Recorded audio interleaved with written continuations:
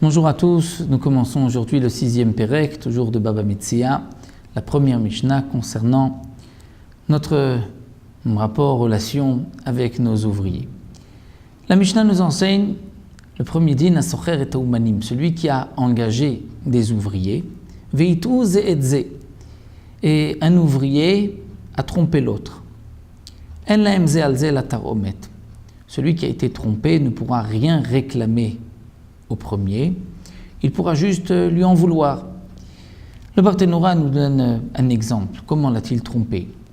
Dire le Balabaït, celui qui a engagé les ouvriers, a demandé à un ouvrier: est-ce que tu peux me chercher d'autres travailleurs pour l'équivalent de 4 dinars la journée?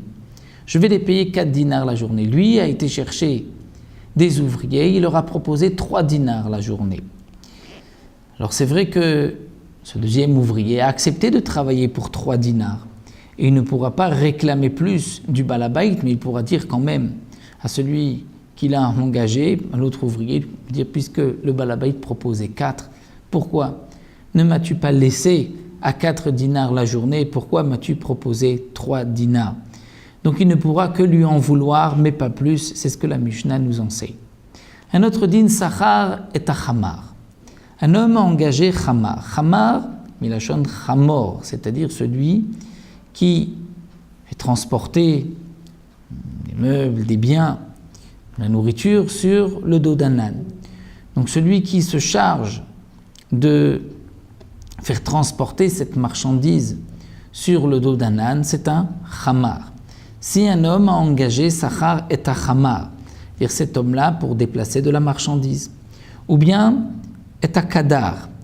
Kadar, c'est celui qui a une charrette, propriétaire d'une charrette, pour aussi transporter de la marchandise.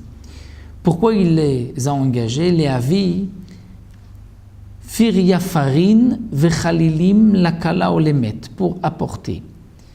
Firyafarim, ce sont des roseaux, bois qui sont taillés, qui vont servir de choupa, de dénuptial. Ou bien Khalilin, des flûtes qui vont servir à réjouir le khatan, les nouveaux mariés, ou même les mets pour un mort à l'époque. On utilisait aussi des flûtes où on chantait un air triste au moment d'un décès, au moment d'une levaya, d'une funéraille.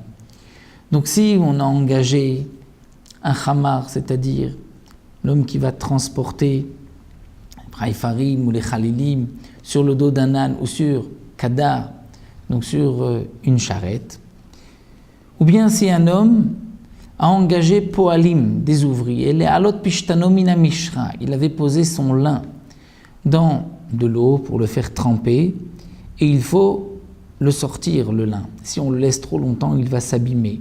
Vechol davar she'aved, ou toute chose qui risque de s'abîmer si les ouvriers ne viennent pas, ne travaillent pas tout de suite. Vechazru ba'em, et les ouvriers sont revenus sur leur décision, c'est-à-dire ils ne sont pas venus, ils ne veulent pas transporter, les ouvriers ne veulent pas sortir le lin de l'eau. Donc le balabait, c'est-à-dire le propriétaire du lin, même ceux qui ont prévu de réjouir le khatan et la kala qui avaient besoin de ce dénuptial ou de ces flûtes, et qui maintenant ne pourront pas trouver des ouvriers pour le même prix, makom she'en sham adam, s'ils ne vont pas trouver d'autres ouvriers pour faire sortir le lin, pour amener les flûtes, pour construire ce dénuptial, socher alehem, il pourra même engager d'autres personnes pour le prix de ce qu'il voulait donner à ses ouvriers, pas plus bien sûr, comme le précise Barthénora, au mat'an, où il pourra tromper les ouvriers en leur disant: vous ne voulez pas travailler pour le prix que je vous ai proposé, je vous donnerai plus, venez travailler. Mais en fin de compte, il ne leur donnera que ce qu'il avait prévu au départ.